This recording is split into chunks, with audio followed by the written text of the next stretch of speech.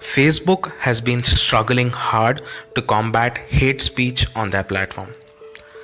Every time someone reports a post as hate speech, someone at Facebook manually reviews the post and based on their opinion decides whether the said post is fit to be on Facebook or not.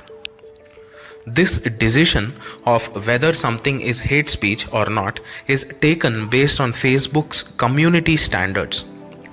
The community standards itself are quite loosely framed and involves a lot of subjectivity and gives Facebook the right to take the final call whether something is fit to be on their platform or not. Here is where the problem surfaces.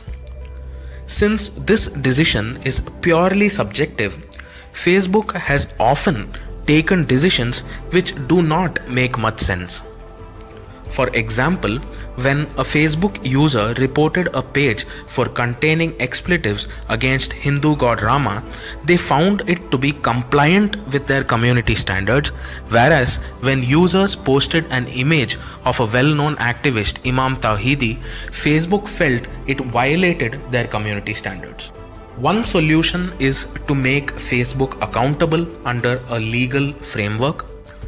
However, Facebook has been lobbying hard to avoid any such regulatory measures.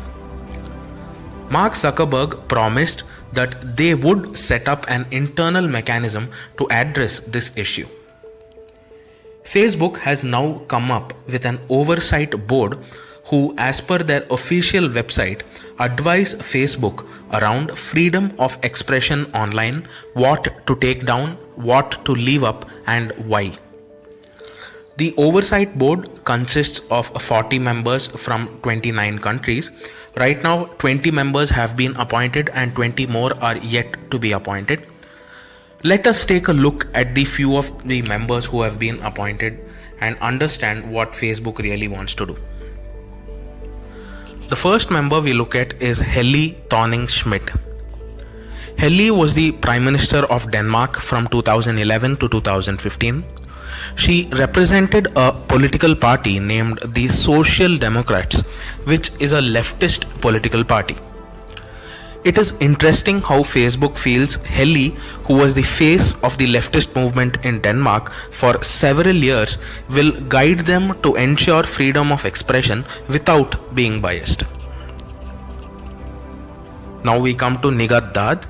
Nigat is outspoken when it comes to criticizing India. She labeled India a terrorist state and has been regular in her rants about Modi being anti-Muslim and how India is torturing Kashmiris. Facebook must be applauded for this unbiased selection. Nigat also claimed that she would never step foot in the United States if Trump became the president. The next member we look at is Pamela Karlan. Pamela was a part of the failed hearings to impeach Donald Trump. Pamela supported the impeachment and went on to drag Trump's 14-year-old son Barron to drive her agenda.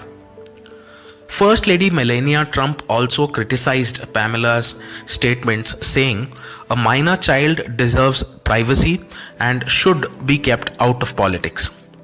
Pamela Karlan, you should be ashamed of your very angry and obviously biased public pandering and using a child to do it.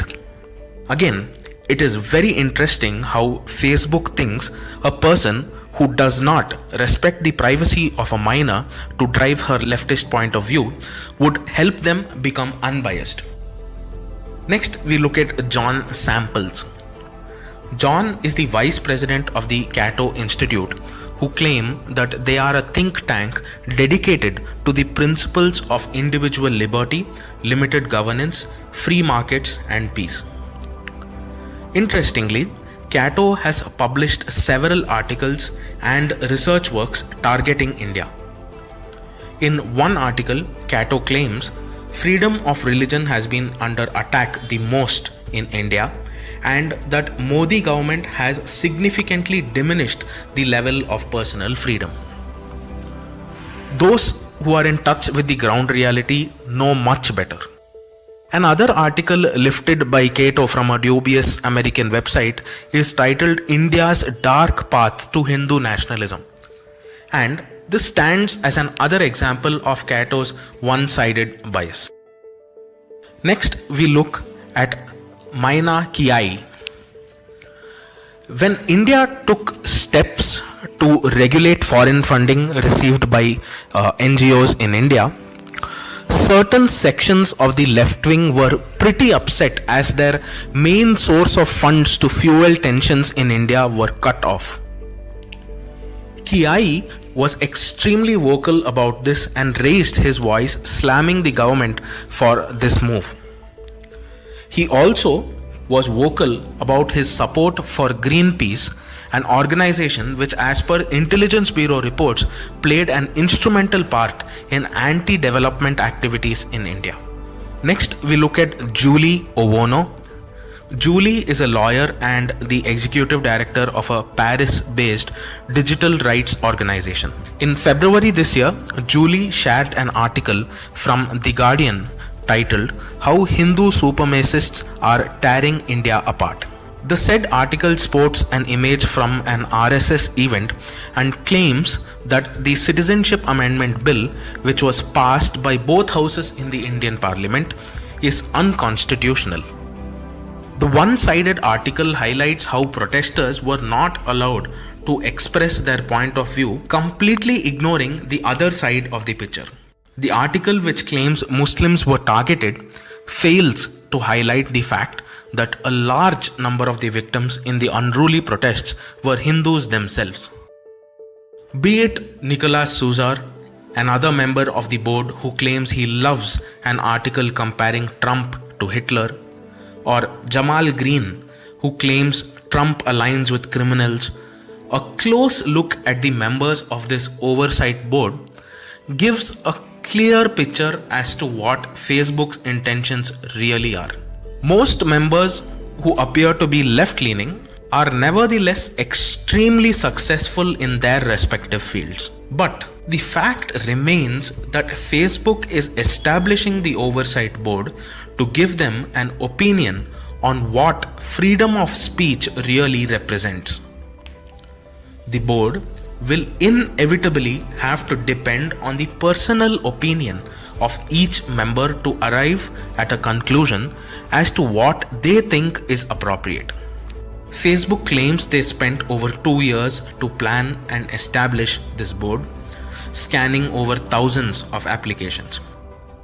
If this is the board Facebook wants to appoint after all their due diligence, it only looks like a meticulously planned move by Facebook to send out a message that they will remain left-leaning as they have been in the past. Another interesting fact about the constitution of this board is that lawyers seem to have the largest representation. This raises an important concern as to whether Facebook's intention is to really respect freedom of speech or to just go about their visible leftist agenda with the backing of a set of experienced lawyers to protect them. Facebook recently granted the oversight board about $130 million to run the board. It is ironical that Facebook expects the oversight board to function in an independent manner. Let us face the truth.